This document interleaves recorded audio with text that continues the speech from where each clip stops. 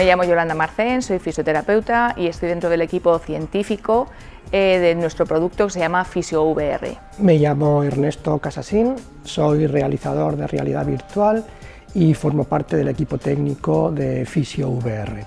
Mi nombre es Aitor Garay, soy fisioterapeuta y también soy miembro del equipo científico del proyecto FisioVR. FisioVR es un software de realidad virtual inmersiva, cinemática, que se integra en unas gafas Oculus Quest. Está diseñado para ser una herramienta terapéutica que permite a las personas con trastornos del equilibrio adquirir destrezas, habilidades mediante entornos reales, digitales, tridimensionales. El problema que nos encontramos es que las personas con déficit sensorimotores tienen problemas de equilibrio, lo que fomenta es una disminución de su independencia. La consecuencia de esto es que puede aumentar el riesgo de caídas. La solución que muestra FisioVR es que es un producto innovador.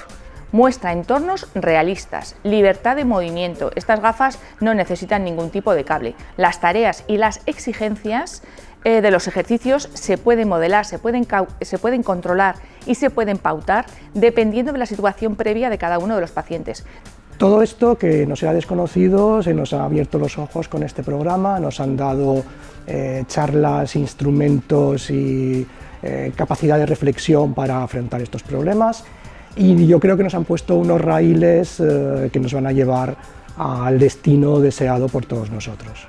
Por un lado, este tipo de tecnologías de realidad virtual inmersiva pues abarata mucho en costes, con lo cual este tipo de herramientas terapéuticas dentro del entorno sanitario pues son mucho más cercanas y mucho más accesibles. Tenemos muchas guías clínicas que recomiendan con mucha fortaleza el uso de este tipo de dispositivos también para el tratamiento.